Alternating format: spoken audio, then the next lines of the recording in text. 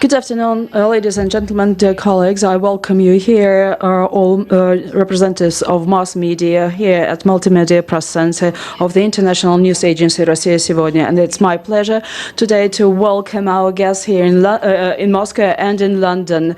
We open our video bridge within which we will discuss the current state of Russian-British relations, and we will cover a number of issues of internal European and international agendas that definitely affect Russia's interests and interests of Great Britain. And the reason why we have this expert communication is a planned visit for the end of this week. The head of Foreign Ministry, Boris Johnson, who that was postponed more than once, and now just on the eve of that visit, Mr. Johnson, together with Prime Minister Theresa May, allowed himself to say just a very strange comparison about speaking about Russia. Theresa May said that Russia is threatening the international order in which we all depend, and Mr. Johnson compared Russia with unfriendly Sparta. Very strange comparison on the eve of his visit to Russia, and I apologize for the delay of our video bridge because our guest in Moscow was in traffic jam because we don't have the best possible weather here, and all cars got stuck here in Moscow in endless traffic jams. Here today we have the senior lecturer on European law of Moscow State University of International Relations under the Russian Foreign Ministry, Mr. Topornin, and in London it's my pleasure to welcome member of UK Independence Party, Elizabeth Jones. Thank you for joining us today, and I welcome the second participant of our conversation, editor-in-chief of the Politics-in-Chief magazine, Marcos Papadopoulos. Thank you very much for joining us today as well. So I suggest that we should start our discussion with this forthcoming visit of Mr. Johnson's visit to Moscow. So I suggest that our British experts open our conversation today and comment on Boris Johnson's comment on Russia and in his recent interview to Sunday Times. And also I suggest that you should answer the question from your point of view, or is there a potential for Russia and the UK to improve their relations, and why Mr. Johnson in coming to Moscow, what is he ready to suggest for normalizing Russian-British relations? Give the floor to you, Elizabeth. Let us start with you. Good morning. Thank you very much for hosting me. I think that we've got a very, very good chance for improving British-Anglo relations with Russia, an outstanding opportunity. Please don't pay much heed to what Boris Johnson has said. He is quite an excellent PR person. He certainly knows how to generate a lot of interest, whether that's positive or negative. He can certainly generate a lot of noise, and we're all talking about him today. So he has achieved his aim of heightening interest in the Anglo-Russian connection. Now, it's a very, very, very long relationship between Britain and Russia. It started about 1553 with Mary I and Ivan the Terrible. Indeed, Ivan the Terrible, I understand, wanted to have Elizabeth I's hand in marriage. And indeed, our royal family is genetically connected to Russia, with George V and Tsar Nicholas II being first cousins. You can't sweep this away, no matter what some PR buffoon says. This cannot be swept away. We have very, very strong trade links. We have a significant trade trade deficit with Russia. I know that we've imported a great deal of oil, minerals from Russia, and indeed Russia buys from us a lot of cars, agriculture, arts, financial services, educational services. We have a very, very, very strong connection, and I hope that this will be strengthened, and we're here talking about it today, so I'm extremely positive. Markus. Marcus, a similar question is addressed to you. From your point of view, what Mr. Johnson will bring to Moscow, what will he suggest to improve our relationship? Well, I welcome Mr. Johnson's visit to Moscow. I encourage dialogue, I encourage communication between Britain and Russia. At the end of the day, there is nothing to lose for either party by entering into dialogue with one another. However, that said, whilst there may be some progress made between Britain and Russia in terms of trade, in terms of investment, if we're talking about bilateral relations, well, there will be no improvement whatsoever. And there are a number of reasons for that. Firstly, historically speaking, Britain and Russia are adversaries. They are rivals. There is mutual bitterness, there is mutual suspicion between the two countries. They have never gotten along with each other, and they will never get along with each other. Let's not forget they fought a war with one another, the Crimean War. Let's not forget that Britain invaded Russia, along with the Americans, along with the French, along with the Czechoslovakians and the Japanese during the Russian Civil War.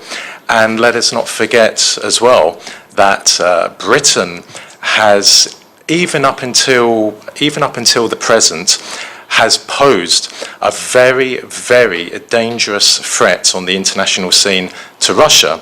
The sanctions that the European Union placed on Russia back in 2014 were ultimately as a result of Britain putting pressure on the Germans and the French. The Germans and the French were very hesitant to place sanctions on Russia, but because Britain is effectively a vassal state of the Americans, they were lobbying hard for those EU sanctions.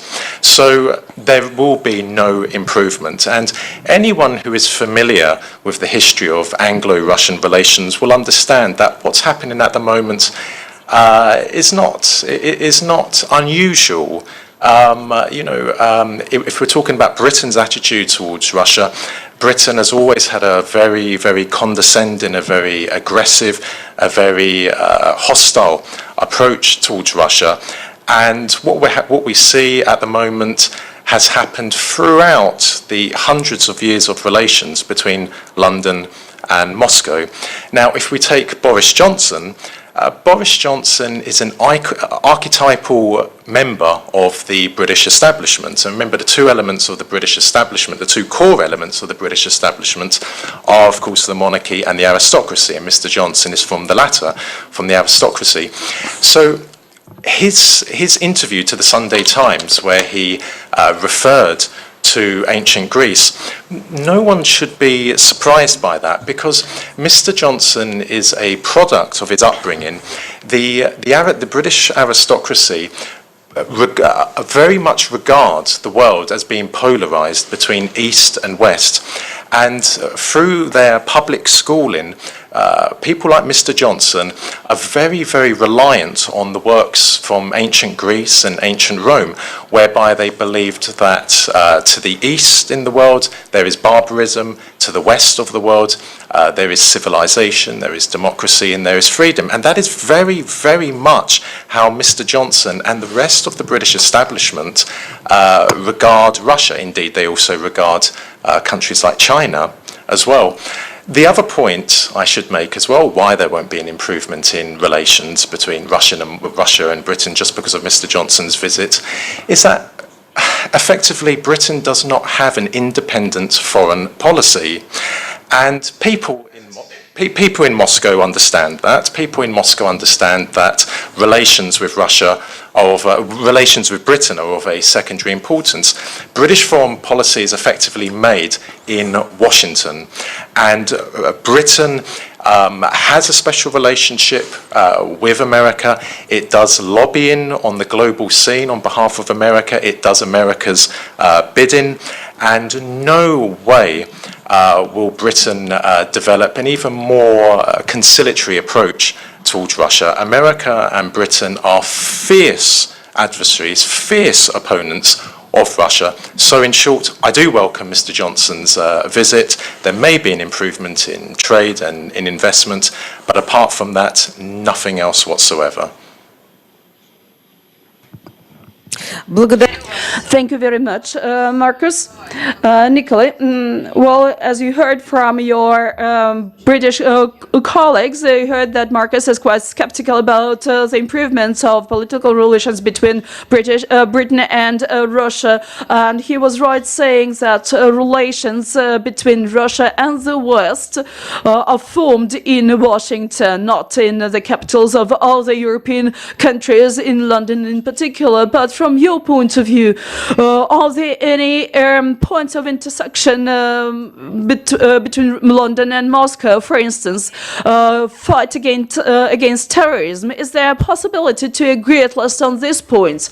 Thank you very much, Oksana, and I greet my colleagues in London. It's always very welcoming to see them in this informal atmosphere and to discuss the sore points of relations between Great Britain and Russia and the processes that are underway in the whole world. I will start with referring to that article that was published in Sunday Times where Boris Johnson, just on the eve of his visit to Moscow, which is scheduled for Thursday, and we do hope that he will arrive to Moscow and will speak with his counterpart Sergei, although there were two previous cases when this visit was cancelled or postponed, but we do hope that this time it will take place. So just on the eve of his visit to Moscow, to give such assessments to Russia, on Russia, and assessment of and points of view on general international affairs in such a negative clue is not acceptable for a diplomat of such a level. What is he to expect here in Moscow? What welcome would he receive here after such a statement made just a couple of days before that visit, when he accuses Moscow of the gravest sins? Well, he wrote that maybe it's the laurels of Winston Churchill does not leave him, and he would like to be as high profile as Mr. Churchill, and he said that he would like to come to Moscow to as a Churchill with his baggage to show the proper place for Russia. But I don't remember that Sir Churchill showed the proper place to Stalin. They formed coalition, this anti-Hitler coalition between the United States, Great Britain and the USSR was very efficient, and the USSR praised high the contribution made by the USA and Great Britain into that coalition and opening the second front, and the contribution in the victory over the Nazi Germany. Well, Churchill in Russia is contradictory figure in British politics, but with a positive mark. The Fulton speech, where he's outlined the future of the Cold War, and virtually that was something that triggered that iron curtain between the Western Europe and the Soviet Union. But we remember Sir Churchill by his decisiveness to fight together, shoulder to shoulder with the Soviet Union against the Nazi Germany. But Mr. Johnson, who wants to compare himself with who wants to be like Mr. Churchill, hasn't achieved anything. He hasn't proposed anything. So he is in the office, but during those few years that he is in the office, the Great Britain has experienced more failures than success stories.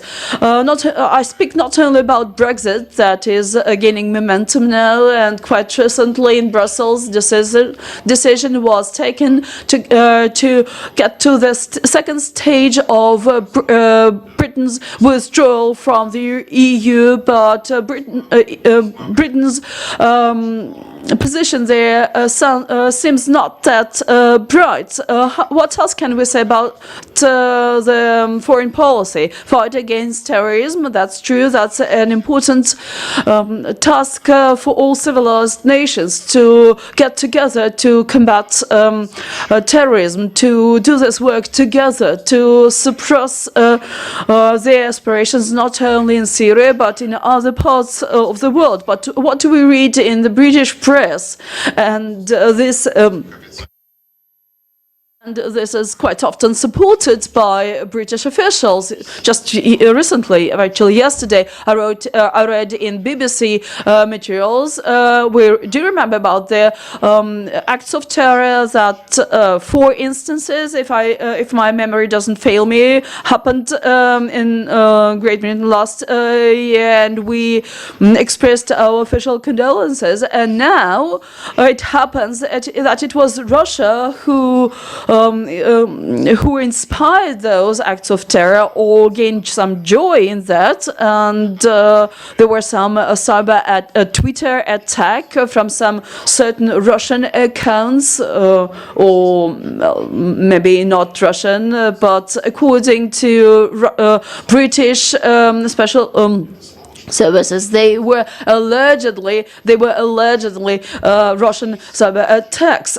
So we do not see any platform that can unite us, that can bring us together. Russia showed no sign of joy in the acts of terror that affected Russian British population. Well, the whole comment of this sort is unthinkable, is something that cannot fit into any norms. So this background that was created for this meeting between Great Britain and Russia is very negative. So nothing about the two statements by Prime Minister May.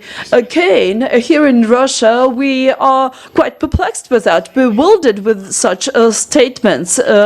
It seems that as of lately, nothing gloomed our relations. Well, the relationship between our two countries is at a very low level. That's something that we stated at our previous discussions, and that's true. And the trade turnover went down, and economic cooperation decreased nearly by 70%. But there were no aggravating circumstances to our interaction. But all of a sudden, Theresa May made such a harsh statement against Russia, as if Russia is trying to attack the democratic structures of Great Britain, some alleged interference in British life, and as if allegedly Russia tried to interfere in the Brexit votes or the latest parliamentary elections, as if allegedly Russia tried to interfere in all that. That's the background for such a such a high-ranking level, not just talk show on BBC or where Russia may be condemned of all mortal sins. But these are the statements of leaders of the country, foreign secretary and prime minister. If they speak so negatively about Russia in the darkest color, I cannot imagine any other person in Europe, be that from Brussels or Berlin or Paris, they criticize Russia, but they're not that harsh. I cannot remember any other such a statement from Juncker or Macron or Merkel. Maybe, as it was said in London, Britain is guided more by the position of the United States. Well, thank you, Oksana, for prompting that. Russia and China rank first on the list of threats to the United States. And well, my colleagues in London also spoke about that. And Marcus said that Britain's politics is formed in in Washington. But then why Donald Trump has not arrived yet to London to negotiate with his closest allies? As far as I remember, this visit was postponed for a number of cases. Although with the seeming warm relations between the USA and Great Britain, things are not that bright. In spring, Theresa May said that when Donald Trump makes a statement that do not agree with the line of European civilized nations, and quite recently we remember that the situation on Jerusalem was voted in the Security Council, and 14 countries, including the Great Britain, voted against that proposal, and spoke about recognition of two Jerusalems, the Eastern and Western. So that's a contradiction.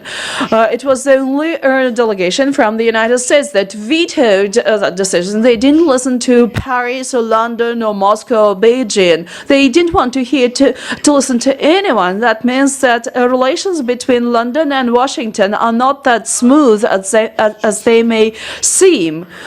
Well, just a couple of days ago, Donald Trump suggested a new concept of strategic national security. He spoke about two adversaries. There used to be just one, Russia, together with Iran and Korea.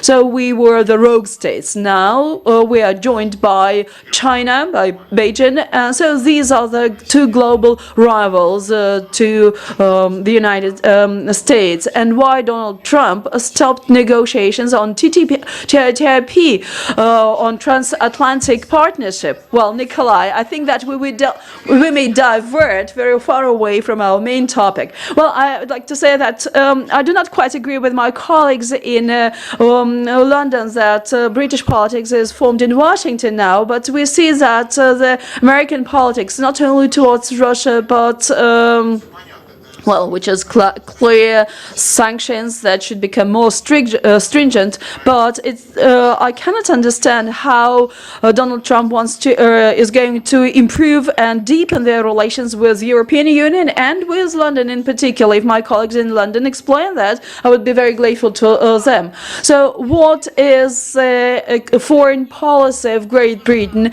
now? Since Great Britain is experiencing difficult challenging times associated with Brexit, this may change its priorities to some extent. So, Elizabeth, I would like to hear from you your comment, and then a comment from Marcus on that. Of course, and thank you very much for your input. I wouldn't take what Boris Johnson says seriously at all. We certainly don't take him seriously in this country. We see him as a public clown, a bit of a buffoon, a light-hearted chap, what we would call an Evelyn Waugh fop. No one takes him seriously. When he comes out with these outbursts, no one takes him seriously. Now, if you wanted to take the wind out of his sails when he arrives in Moscow, if he does not please you, then perhaps you should cancel his flight back and tell him he's got to run the marathon back to Mrs. May and apologise yet again for fluffing it up. So I would run with the ancient Greek symbolism there. Furthermore, Sparta won. So, congratulations to Russia. He sees you on the winning side of that battle. So please don't take him seriously. And let us not forget that Boris is not a blank sheet. He does have familial ties to Turkey. And of course, there have been difficulties in the past between Russia and Turkey. And it could well be that unconsciously, this is in the back of his mind, blocking progress. Similarly, with Theresa May and her speech stating that we know what Russia's doing. Well, does she? I should be very surprised if she did. I would not take these comments seriously at all. We are aghast in the United Kingdom that anyone's taking Twitter as seriously as they seem to be, and seem to be thinking that Twitter can actually be used as a propagandist tool. I'm sure that the people, the decent, ordinary working class people of Sunderland, which is the northern city of this country, which was the very first country to declare for Brexit, certainly did not have a phone call from Vladimir Putin or a tweet from the Kremlin telling them to vote out. They voted out of their own accord, and this is an absolute nonsense, and it's got to end. Brexit was not influenced by Russia in any way, shape or form. I know, I was on the streets canvassing, I spoke to hundreds and hundreds and hundreds of people about this issue face to face, and there was a commonality with regard to why they voted leave, and it certainly wasn't anything to do with the Kremlin. With regard to foreign policy, we are in a somewhat unusual situation now because we haven't quite freed ourselves from the EU. However, the United Kingdom has been around a lot longer than the EU. Indeed, the United Kingdom has been around a lot longer than America, and we are an old fox on the foreign policy front, and I am very confident that Anglo-Russian relations will improve. Let us not forget that there is a very significant population of Russians now in the United Kingdom, and British people, Russian people are making friends, they're marrying, they're having children, they're entering into trade deals, and behind the scenes, behind the politicians' bluster, there's a lot of very, very good work that's being done in order to assist trade and peace. Indeed, this year we've had the London Russian Film Festival. We've just had the Sochi Film Festival, which again was an Anglo-Russian affair. So these things are knitting up the raveled sleeve of care, and we will assuredly have much better relations and a better trading platform to move forward to in the future. So I'm very confident. I don't know if Boris Johnson will achieve much this time round. I know third time lucky. I think it's his third attempt to get to Russia. I cannot say that he will achieve much. I see it more as a symbolic move, but of course he's very, very keen to come to Moscow, and that is a very positive sign. So please, please don't take seriously what any of our politicians say publicly. It's what is happening behind the scenes, the connections between the respective peoples of our nations. So I'm very, very positive, and I would not be too depressed about it. Marcus, пожалуйста. Marcus, the floor is yours. Can I clarify something? Now, Nikolai will be aware of this, and everyone in the audience in Moscow will be aware of this. During World War I and World War II, Britain and Russia were on the same side, not because they were friends, but because they had a common enemy. In World War I, the common enemy was Imperial Germany. In World War II, the common enemy was Nazi Germany. In regard to Winston Churchill, well, Winston Churchill was in many ways a maverick, but his attitude towards the Russian people is very, very well documented. He questioned whether the Russians are actually humans. He said the Russians, in his opinion, are lower than the orangutan. Now, if we're talking about the relationship between America and Britain at the moment, well, of course there will be disagreements between the two. There is a disagreement over Jerusalem, but what happened this week at the United Nations Security Council really was very much choreographed. It really was token opposition from the British representation there. There was certainly no harsh words from the British ambassador to the United Nations, or from Theresa May, or indeed from Boris Johnson regarding Donald Trump's Jerusalem decision. The fundamentals in the relationship between Britain and America are absolutely entrenched. And it really doesn't matter who's in the White House. It really doesn't matter who's in Downing Street. All that matters is that the systems in both countries are absolutely firmly placed. The foundation is unbreakable. And what are the fundamentals? The fundamentals are about ensuring that America, along with its vassal state, Britain, ensure Western global supremacy, and that any country in the world which poses a threat to that order, for example, Russia and also China, but in particular Russia, must be taken care of. That country must be demonized. That country must be put out on the periphery. Now, why why is the relationship at the moment between Britain and Russia so very, very bad? Well, as I said, any historian on relations between Britain and America will say the same. This is not unprecedented. Both countries have never liked each other, and both countries will never like each other. The mindsets are completely different. But during the 1990s, relations between Britain and Russia were much better, though of course the elites still harboured a disliking of each other. They still harboured a suspicion. But no doubt about it, the relationship was better. But why? Why did John Major and Tony Blair have a better relationship with Russia? Well, number one, because Russia in the 1990s was decimated. Russia was on its knees politically, economically, and militarily speaking. Russia could not oppose the criminal, murderous, and reckless decisions of Britain and along with America during the 1990s. There was nothing that Russia could do. So what the Americans and the British did in the former Yugoslavia, abhorrent that it was to Moscow, there was nothing the Russians could do. Also, in the Kremlin, you had Boris Yeltsin, arguably, in my opinion, the most appalling leader that Russia has ever had, far, far worse than Nicholas II. Nicholas II, for all of his failings, he was not a traitor. He was weak, he was indecisive, but he was not a traitor. But Boris Yeltsin was a traitor, and that is why the vast majority of Russian people absolutely hate him. He gave the British and the Americans everything that they wanted. He absolutely wrecked Russia. He destroyed the Russian society, and Russia was on its knees.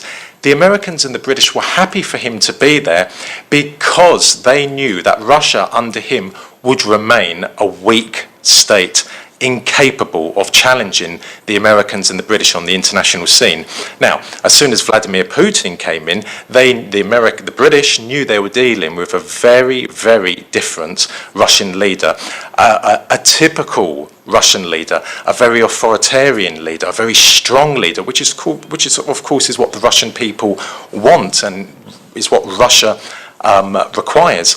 So Russia today in 2017 is a very resurgent country on the international stage. It has clawed back a lot of its lost superpower status. It certainly has a lot of challenges at home. For example, the need to diversify its economy. For example, the disparity between rich and poor. But Russia is resurgent, and the British and the Americans are fuming. They are bitter at what Russia has achieved in Syria. The Russians have prevented the British and the Americans from achieving their objective of trying to overthrow the Syrian government with the use of Islamist Wahhabist terrorists and to impose a pro-Western regime in Damascus. If we talk about Brexit, Russia had nothing to do with the decision of the British people to leave the European Union. Nothing whatsoever. I don't like the European Union, but for very different reasons to the Brexit camp in Britain. I don't like the European Union for ideological reasons and foreign policy reasons. But the British people chose to leave the EU because they are concerned about the loss of jobs, in particular in the working class parts of the country, in Northern England, the loss of jobs to people coming from the EU. I think also as well they're concerned about the transparency of the European Union. So Russia had nothing to do with it. But isn't it ironic that you have the British and the Americans accusing Russia of interfering in their internal affairs? Well, excuse me, Britain and America are the biggest violators of international law in the world. They are the biggest violators of the United Nations Charter in the world, and they have the audacity to accuse another country of interfering in their affairs. During the 1996 presidential election in Russia, the Americans dispatched some of their top PR experts to Moscow to ensure that Boris Yeltsin was re-elected as president, defeating the communist leader, Gennady Zyuganov. Now, we know that unofficially the communist candidate actually won that election, but the Americans were quite open about it. So I think it really is distasteful and audacious and ironical for the British now to be saying that Russia interfered during the Brexit referendum. No, they didn't. The British people took a decision. And also as well, there are many problems in Britain. There are many, many failings. The British economic system, indeed the economic system in the West, is failing. It's a very harsh system, and instead of the British government, instead of British mainstream media taking account of those failings and having an open and frank and intelligent discussion, what do they do to try and deflect attention from this repugnant system in Britain, this repugnant economic system in Britain? They blame Russia. Well, you know, that is simply untenable. That is simply unintelligent, and any enlightened, level-headed person understands what the British are doing at the moment. Thank you very much, Marcus. Thank you very much, Elizabeth. So it looks like Russia and Britain will have never been close allies, and we know that from history, and were brought together only by common threats, like we had in the First World War and Second World War, similarly. But out of what Marcus said, the challenge, the difficulty between our relations is that Russia has become a strong state. Had Russia been a weak state, then there will be no problem in relationships. So it seems that all our wishes to bring together our strength in the face of the common foe, which is terrorism, will fail. Well, that's a paradox that we live in. Well, Nicholas, what your comment on that? Well, Marcus's comment sounded very gloomy for me. Well, I think that before we get to fight with terrorism, I would like to comment on what was said. But what caught your eye? Well, what Marcus said is an opinion of several experts that I heard. I wouldn't quite agree with that about what he said about the times of Boris Yeltsin. Let us not discuss those times, because we're here to discuss more the modern times. Well, but I think that Marcus was right saying that over the centuries there was no big friendship between Imperial Russia or Soviet Union or Democratic Russia and Great Britain.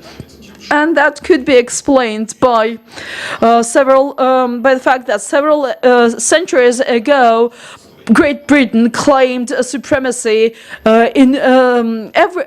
globally. In the sea, we remember colonial voyages,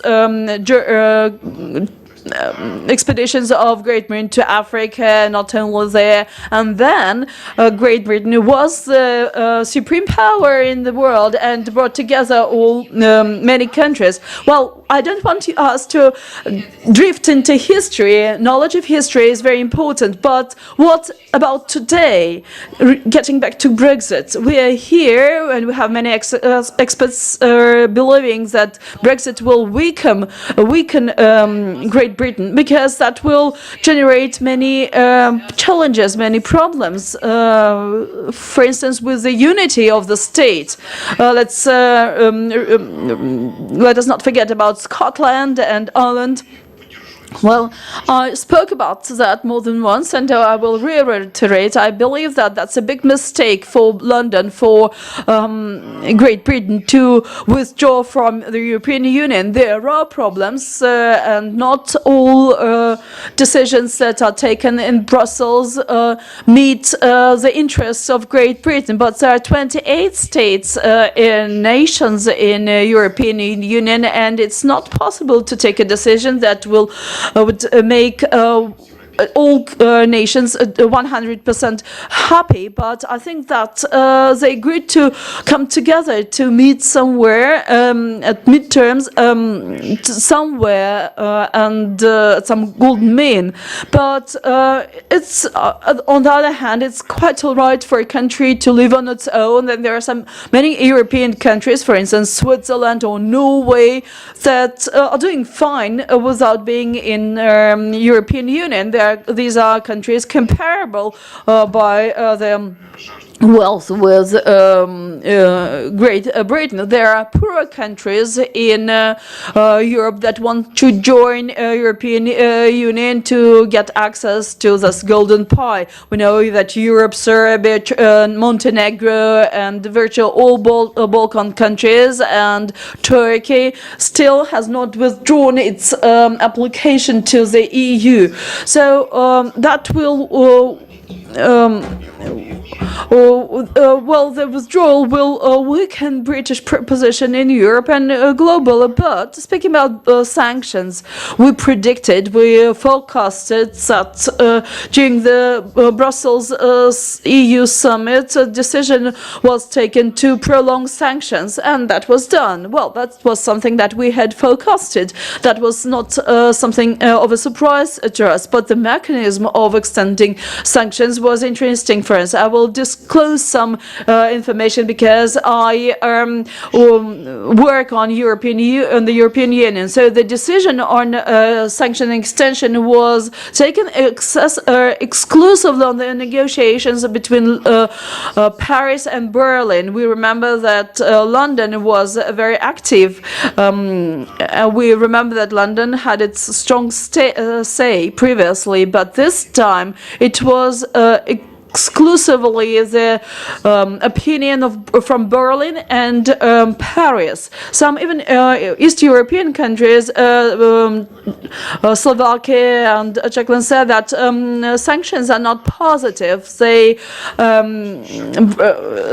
have a negative bilateral effect. Definitely, they affect negatively Russia's economy, but they affect negatively European economy as well. Russia's economy ranks 12th in the world. It has over 140 million people, and many European countries want to cooperate with us to earn money, to gain profit, because that's the locomotive, the engine of progress, and mutually beneficial cooperation is something that does that. But now, when London virtually is excluded from this triangle, and many experts say that Italy, Rome will take, together with Madrid, maybe, will take London's place. So Paris, Berlin, Rome, but for the time being, Italy is very far away from the positions that Great Britain used to take in Europe. Although Britain didn't participate in negotiating sanctions, in the discussion on sanctions in Russia, but still Great Britain is part of that. Well, but British sanctions on Russia is minuscule. It's similar to Malta imposing sanctions on Russia. We would say, well, that's really bad that Malta imposed its sanctions on Russia, but that will not affect Russia's economy. Well, British impact on us is more. I don't want to speak badly about Malta, but speaking about in the terms of economy, British effect on us is less than a mosquito bite.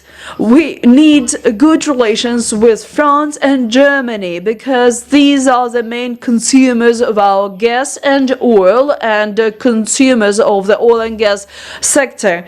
So for us, that is something that is very important. But in Berlin and in Paris, we see that these things are put aside. Nord Stream 2 is still under discussion. Some Nordic countries say that that will present the threat that will bypass the southern countries. For instance, Poland, and Poland will have to buy gas in Poland, and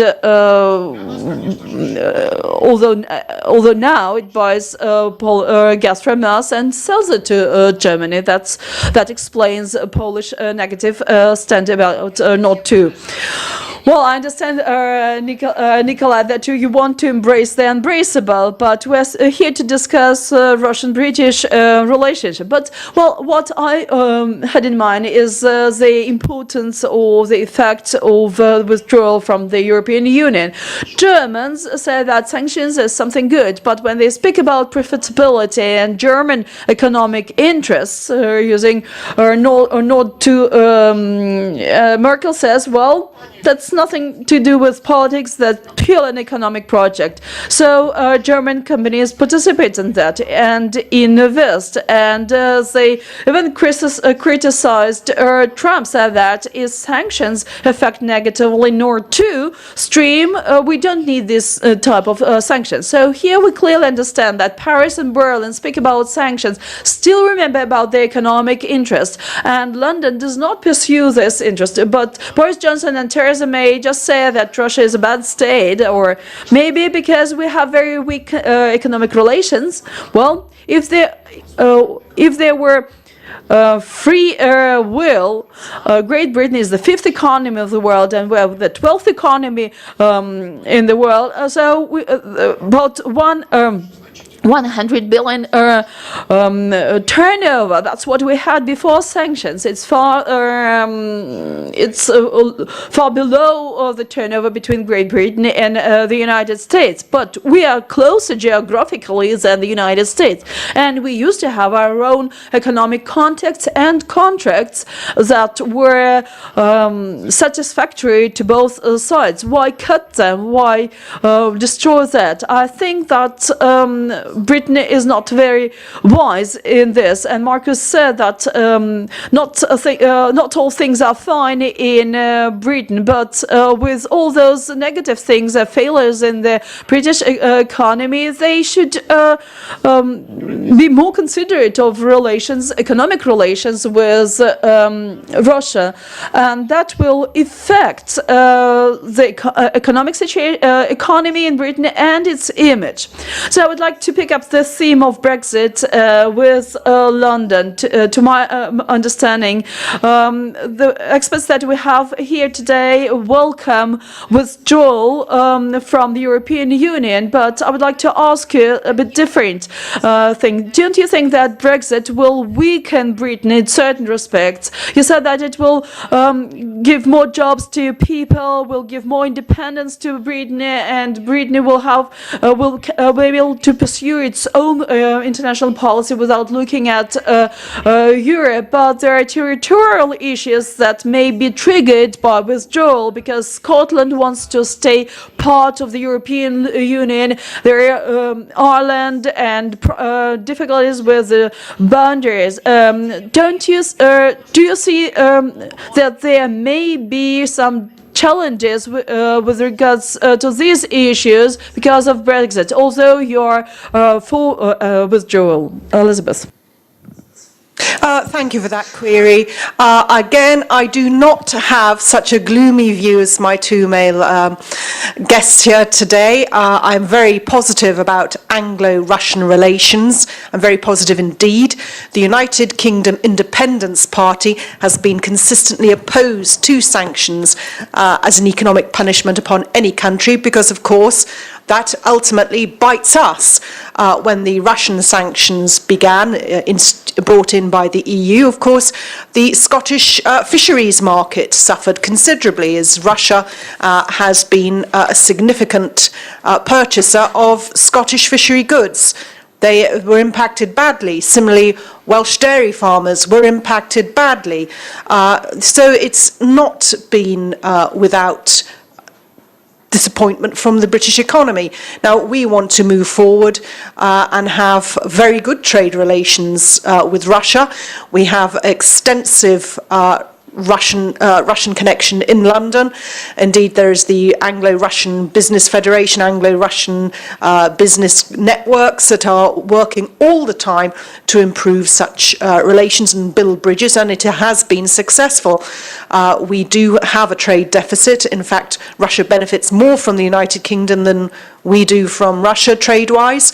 That's just a fact that Russia supplies us with oil and gas and raw materials for chemicals. We supply Russia with cars, agricultural equipment, art, school fees, banking, things of that ilk. And it is hoped that we will simply provide more and more of those goods and services, and that Russia and Britain will enter into an excellent, mutually beneficial trade deal, which we think we can achieve once we're out of the EU and once we are not subject to the EU sanctions. I see it as an entirely positive matter. Now, with regard to Scotland, Scotland's already had a referendum concerning independence, and even Nicola Sturgeon, leader of the SNP, Scottish Nationalist Party, has said that she is not seeking to push that agenda any further. It is now very, very unpopular.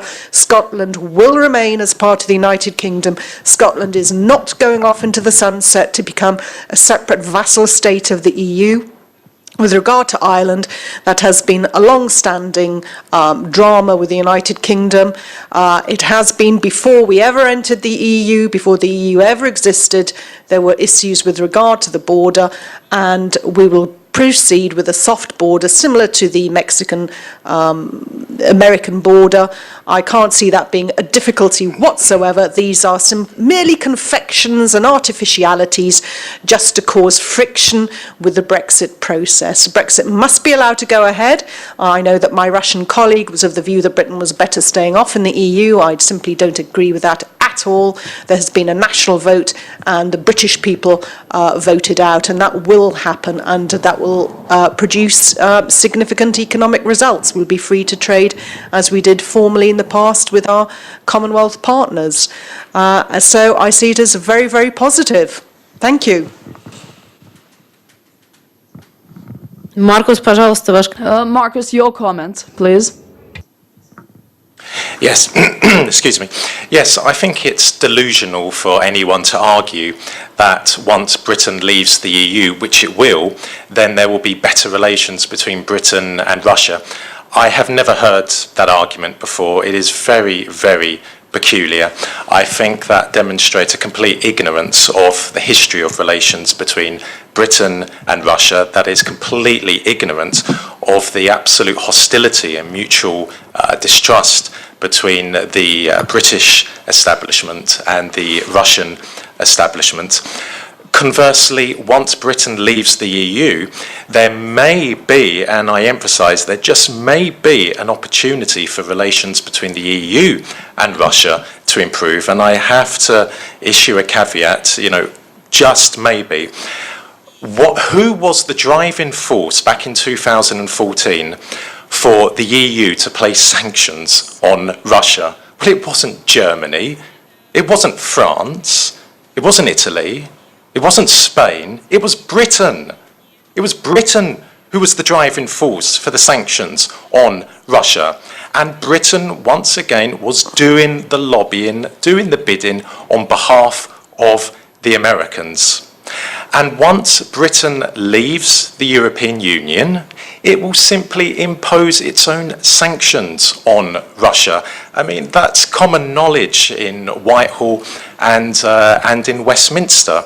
Now, in regard to a slight improvement between Brussels and Moscow, well, that could come about because it's very well known that Britain has long been the eyes and ears of America in the European Union. Indeed, I refer to Britain's membership of the European Union as being a Trojan horse for the Americans, and the French and the Germans are very cautious just exactly what they say to their British counterparts, because they know it gets relayed back to Washington. But having said that, even though there's a possibility for an improvement between the EU and Russia only once Britain leaves, we have to remember that the Americans have a very strong hold over the European Union, in particular over Germany. Now, there are so many reasons as to why Britain will maintain a hostile stance towards Russia. Yes, there might be an opportunity to improve trade and investment. I mean, sure, even during the most bitter times during the Cold War, the Soviet Union and Britain traded with each other. I mean, you don't have to like someone to do business with someone, but Britain will be free to do as it pleases when it comes to Russia, and it will forge an even closer special relationship with America. Indeed, conservative politicians in Britain, conservative commentators, conservative journalists are saying that once Britain is out of the EU, Britain will be free to pursue relations with its true friends in the world. And who are those true friends, according to these people? The Anglo-Saxon countries in the world. That is another indication of why relations between London and Moscow will not improve. And it also highlights another reason as to why Britain has this hostility towards Russia, because the British establishment have this sense of Anglo-Saxon superiority, and they regard countries like America, Canada, Australia and New Zealand as brothers, as kindred spirits, and they regard Russia as this almost like demon country in the world, this barbaric country that threatens civilization, that threatens freedom, that threatens democracy. And my last point is this in regard to UKIP, and I say this as not liking the European Union, but at the same time I don't like the Brexit camp and I don't like the Remain camp. But in regard to UKIP are a fiercely pro-American party. They are an Atlanticist party. Just look at the behaviour of its former leader, Mr. Farage, Nigel Farage, how he's constantly in America. Now, UKIP was taking a different approach to Russia over the crisis in Ukraine, not for any love of Russia, but simply to use Russia as a tool against the European Union. UKIP is a fervently pro-American party, and it fervently supports the special relationship. And as my colleagues, my comrades in Moscow know, that special relationship has brought carnage to the world, and that special relationship will become even stronger, even more special once Britain leaves the European Union.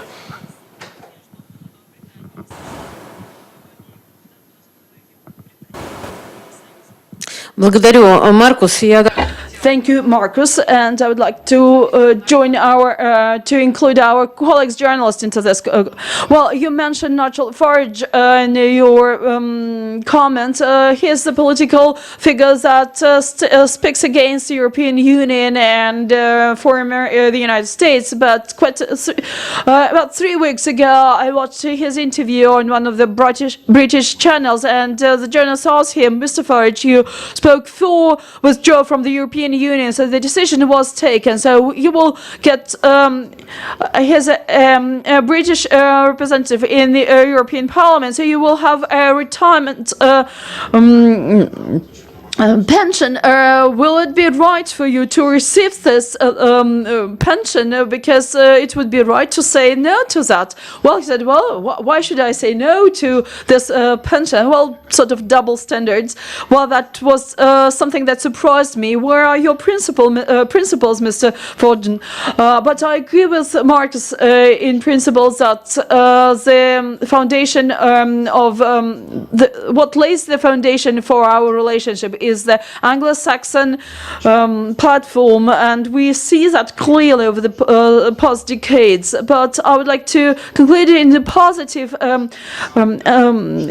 in something positive. I agree with Elizabeth about the relations between Russia and Great Britain. Although there are some disagreements on political issues, we are civilized nations, and the mentality of Russians and British is different, but in the English language, and the British Weltanschauung is very welcomed here in Russia, and 80% of Russian school children study English. And just on the eve of the World Cup, we have even more attention to Great Britain, because the British football team will come here to Russia, and we're very happy to welcome them here. Just in Britain, quite recently, I read a number of articles that there may be some aggression here, or some accidents or incidents with British fans. It looks like a threatening campaign being launched against British fans, so that they do not come to Russia. That's rubbish. Well, we welcome them. We are looking forward to World Cup. We want it to be at the highest possible level. We will welcome British athletes and British fans. Russians are not very good in foreign languages, but it is at least the English language that everyone speaks, nearly everyone speaks. So that is the positive comments that I would like to add in conclusion. So maybe Boris Johnson, when he finally arrives here and meets his friend Sergei, he will understand finally through this direct contact. I hope that our Ministry of Foreign Affairs will be able to exert positive effect on Boris Johnson. He will not awake with the thoughts about ancient Sparta, what Russia is preparing for the whole world. Thank you, Nikolai. And I turn now to our colleagues in the Moscow studio. You are welcome to ask questions to our experts here in Moscow and in London. Good afternoon. I'm Anastasia Sidelnikova from Sputnik TV. I will ask the question in English. The question is addressed to for Elizabeth. In the first place, thank you so much for your input and for your expertise. And I've got two questions for you, if you permit. So the first one would be, you called the upcoming visit of Boris Johnson symbolic. So do I understand you correctly that with the current officials, we're somewhat in a limbo, that you don't expect any progress to be done while the officials are the same? So while Theresa May is in power, while Boris Johnson is the top official, so you don't expect that we can make progress. So that's the first one. And the second one is about the visit as well. So I know it's hard to predict what topics will be discussed during the visit, but what you would like as a lawmaker as well, Boris Johnson, to bring up during his visit, to what topics, what improvements, and what arguments. So yeah, that's it. Thank you very much. It's lovely to have those questions. Now, with regard to my comment about Boris Johnson's up-and-coming meeting being symbolic, well, unfortunately, we are somewhat in limbo in the United Kingdom, because we're sort of half in, half out of the EU. So all we can do at this stage, I would say, would be to germinate. We just want to plant the seeds of friendship and trade, because it's all about trade, trade, and trade. The most important steps forward that Boris can make is to open the door to trade and direct inward foreign investment, us in Russia, you in the UK.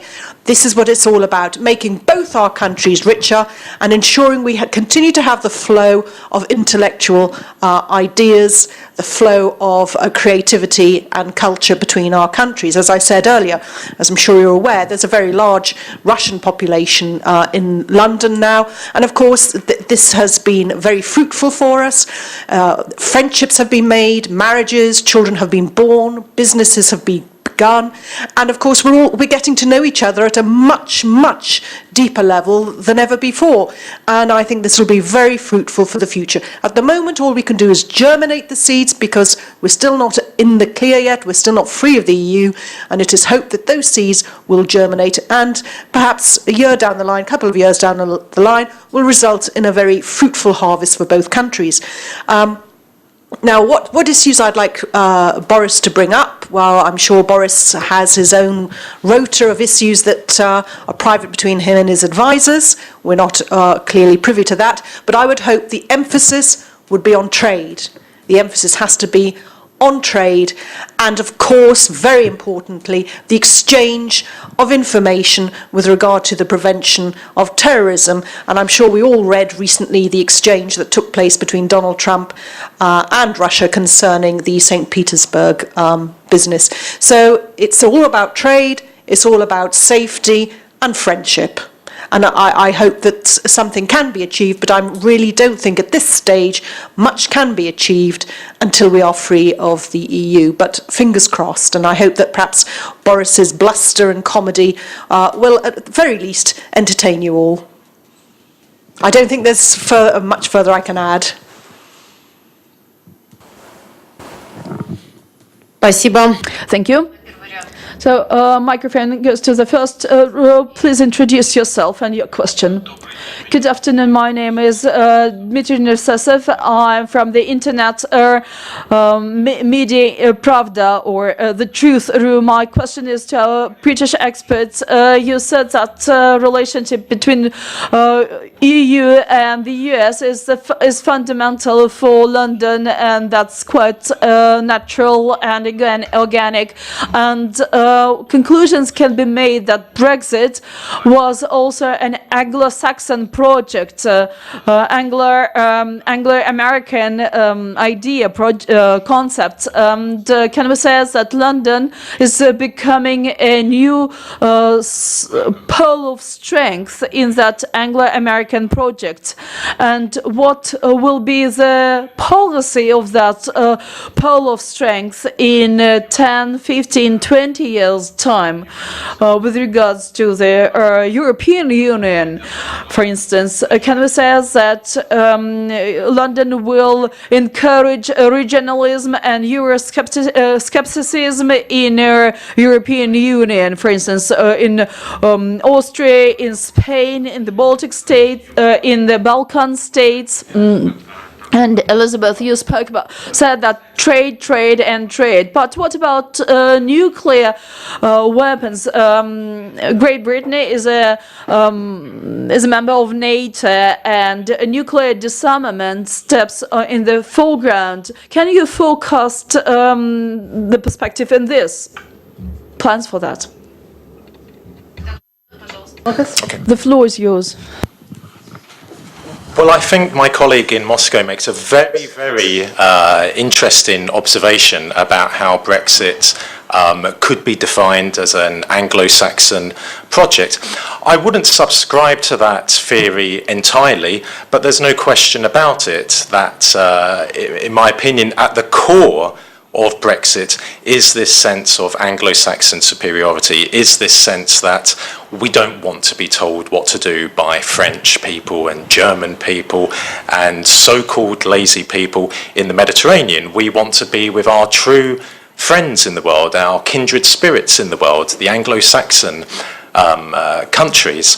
And whilst I don't believe there should be a second referendum on Brexit, I don't agree with referendums in the first place, but, last year the British people voted to leave, and that will be it, and Britain will leave the European Union. But I don't believe that the British economy will collapse post-Brexit. I believe the British economy will remain one of the most powerful in the world. Will it lose a lot? Possibly. Certainly diplomats from China and India and Japan that I've spoken to are very, very concerned because they see Britain as a bridge to re-export their goods from Britain to the European mainland without paying tariffs. But only time will tell. But I do believe that once Britain is out of the European Union, Britain will place its own sanctions on Russia, and it will be free to pursue an even more hostile stance towards Russia. Nikolai spoke about the World Cup next year.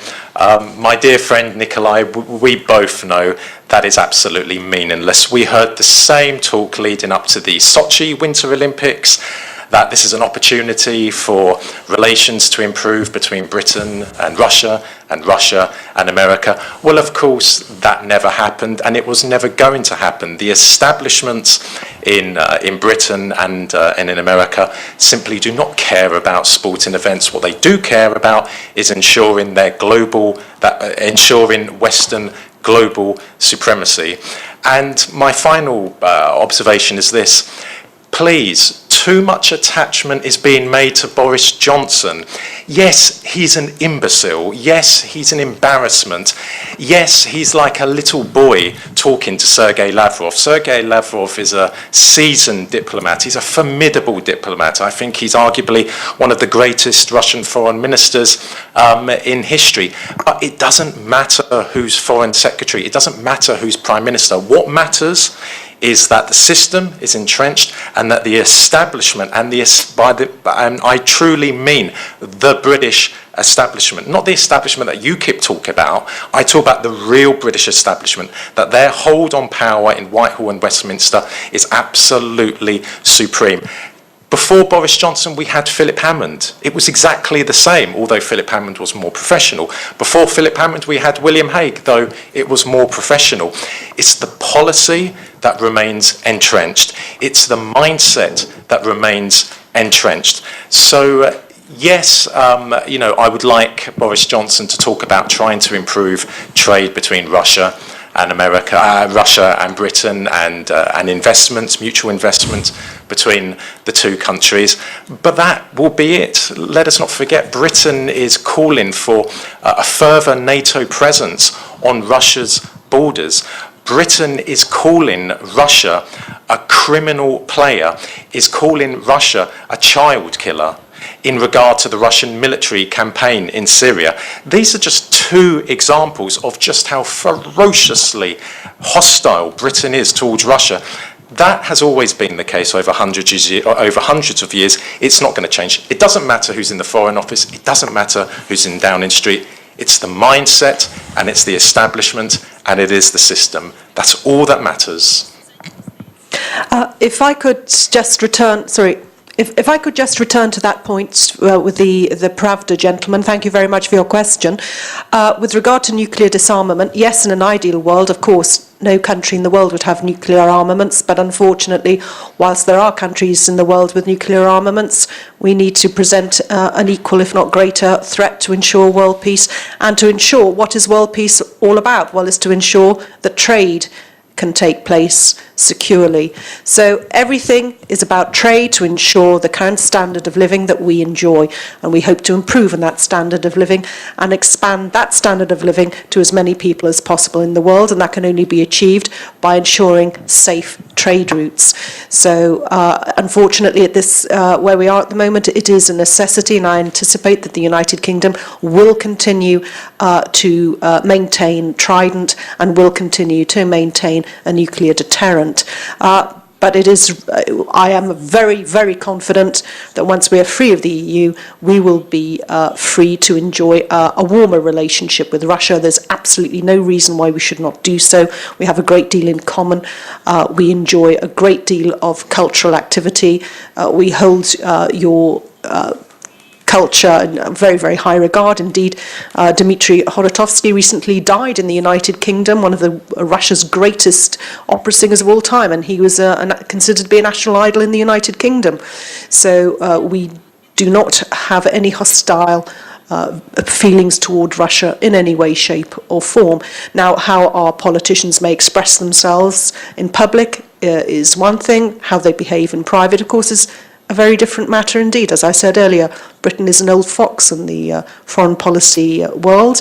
We've been around a hell of a lot longer than America and the EU, and I anticipate we will be around a lot longer than the EU.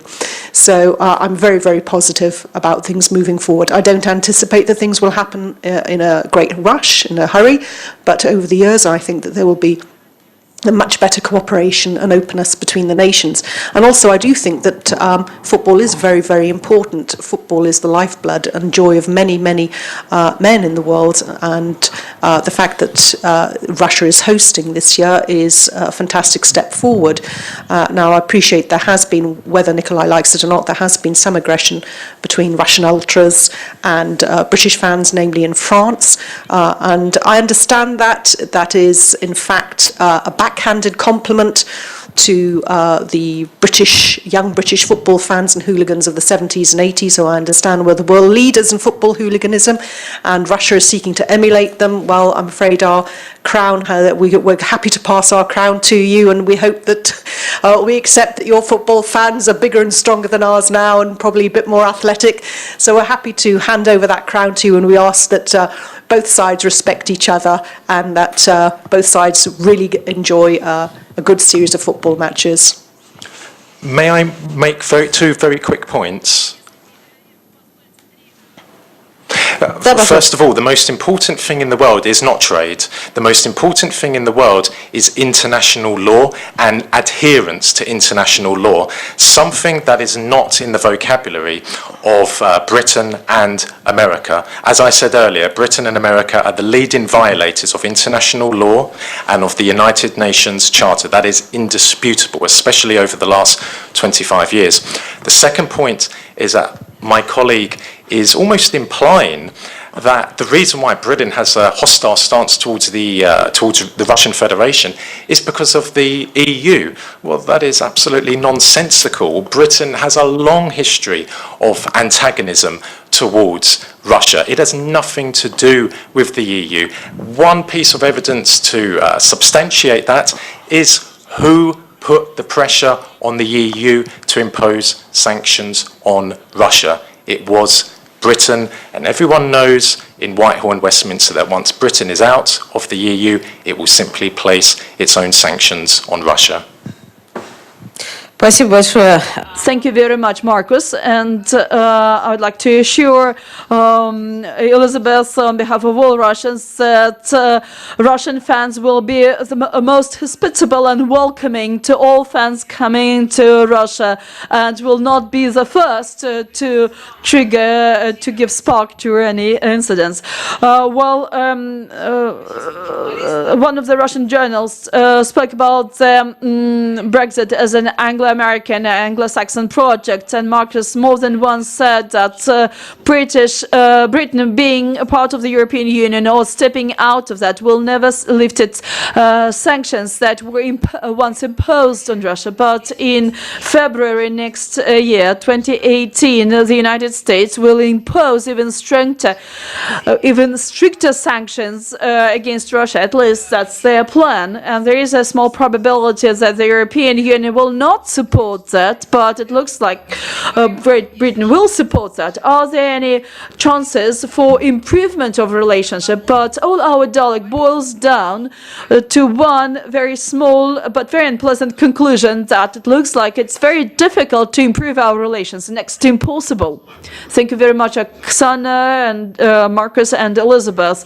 I will comment on the first part of the question that was raised by our journalists about Brexit being an American or Anglo-American project. I don't agree with that.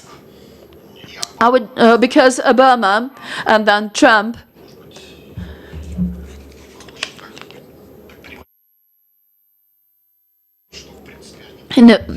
said in a very diplomatic way that they would like to see Great Britain part of the European Union, because it was easier for them to have their impact on the European Union when they had a good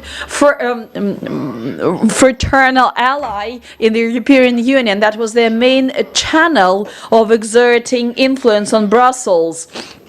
But now Great Britain steps out, withdraws, and thus the United States lose this channel.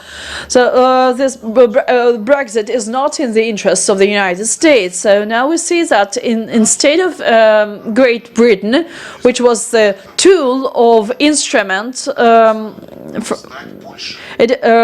Poland Warsaw tries to take that place. All its latest moves in NATO in particular, they spoke about the building up of a threat from the east, and they need there is need to enhance NATO presence on the eastern boundaries, and it's rhetorics about migration and Ukraine, and we haven't mentioned that today. But here we speak about, remember, Britain. Britain is outside the Minsk format. If we take the Minsk process, Berlin and Paris were part of that, but Britain was not part of it. Well, it's better. I wish we didn't have the conflict in Ukraine. Well, yes, that's true. But who was behind Maidan events in Kiev, and whose intelligence? Who was not there? But it's clear that Britain had a hand in that, especially the ambassador of Great Britain. There was financing going to channeling to support financially some gangs in Ukraine. So virtually they had a coup d'etat there because the constitution was brushed aside. So getting back to the question about some ways to improve our relations. I would stay pessimistic and agree with Marcus. I see that Elizabeth is as an optimist and thinks in the right clue, but let us be also a realist. Unfortunately, to my great regret, London, not even Paris or London or Paris or Berlin, but it is London who will oppose Moscow on many fronts. And the trends that prevail in Great Britain. We see that in Theresa May anti-Russian statements and those comments about Sparta and not Sparta made by Boris Johnson. It means that British establishment is cast in its old mentality of the 18th or 19th century. Although we saw some positive shifts in relations, and I would speak about two stages. That was during Margaret Thatcher's times, when she found some common ground for conversation with Michael Gorbachev, and later a Labourist Party representative, the family, his name skipped my memory. That was again at the time when there were some. It was felt some new wind in the sails, some positive wind in our sails. But that was very temporary episodes of our history, and we got to political confrontation. Yes, alas, I don't see any ways to improve Russian-British relationship.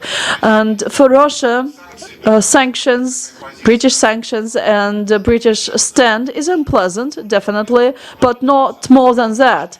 It doesn't affect very negatively Russian economic, political, or international stand. We used to act without Britain's support, and we will still do that. We will try to resolve the conflict in Ukraine within the NORMAD